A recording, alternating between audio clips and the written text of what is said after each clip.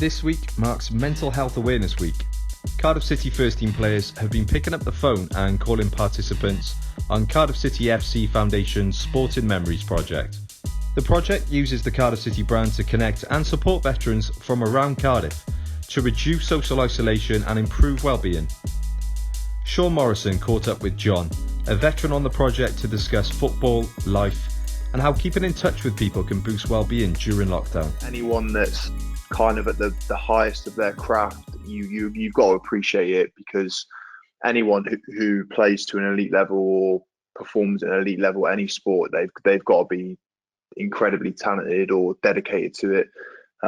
So yeah, like the likes of rugby. I actually met through an old manager, my old manager at Reading. I met I think, did Lewis Moody play for Bath at one point? Yeah. Yes.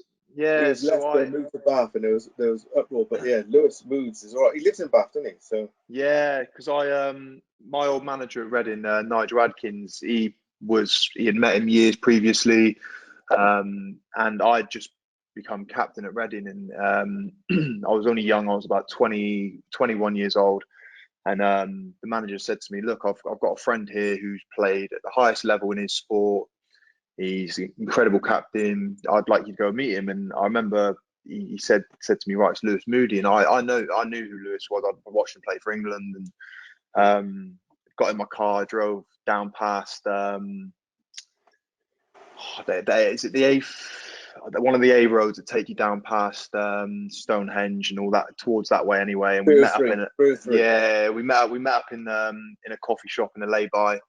And we sat there for about 2 or 3 hours and chatted away. He'd only just retired because he had a bad injury with his eye socket. Is it his eye socket? Yeah. He got kicked in the face, the crazy man. But yeah, we sat there and talked for 2-3 hours, and he was telling me about basically his whole career and how he had dedicated his whole life to rugby. And it was incredible to just listen to and the sacrifices that he had made and what he had put his body through for the last 15, 20 years was incredible. The injuries he overcome, and he was a giant of a man as well. And he said to me he had lost 2 stone in muscle because he hadn't been doing leg weights for the last few months because he'd been stopped training, but he was still about 4 times the size of me. Well, that's what I learned was and I've been blessed. I'm like your dad. I've gone through rugby, coaching, refereeing, and I broke my neck and went into refereeing, and I enjoyed it. I went combined services, and you get. I think in life, what you put in, what you get out. So you do get some privileges, and you travel.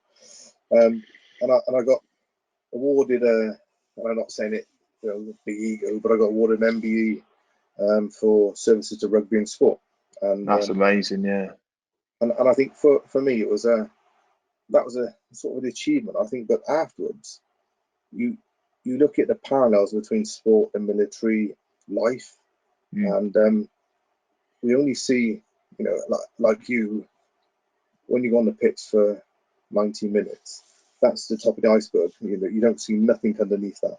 And I think the work to get to that point is, phenomenal. And there's sacrifices, and like, Lewis said, it's not everyone carries injuries. If we're really honest, I think you're struck them up, and that's what your physios and your sports science and they sort of get you there. But I think some of the things that I was always interested in is the mental side of things. Your mental alertness. I've done a PhD in forensic psychology, but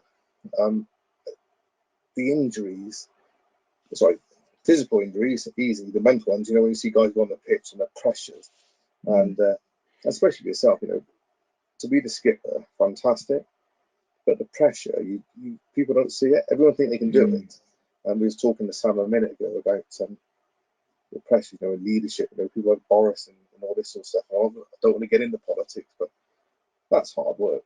You know what I mean? Oh, yeah, the pressure behind the scenes, and the and the manager will say something to you, and then what's your decision, and whatever you say, it's and that's quite hard. And I find bloody hard work in it. Let's be honest. So yeah, of course. I mean, it is.